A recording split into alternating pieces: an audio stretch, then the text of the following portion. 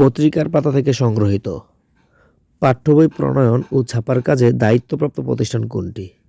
Option গহ NCTB. দেশের কোন জেলাকে হিমালয়ের কন্যা হিসেবে আখ্যায়িত করা হয়? অপশন গহ পঞ্চগড়। জাতিসংঘের কোন সংস্থা শিশুদের নিয়ে কাজ করে? অপশন গ ইউনিসেফ। বিশ্বের সবচেয়ে বড় হিমশৈল আইসবার্গ কোনটি? অপশন খ iceberg A23A। Timothy pin poem কোন সাহিত্যিকের ছদ্মনাম? এটা হবে অপশন গ প্রমথ চৌধুরী।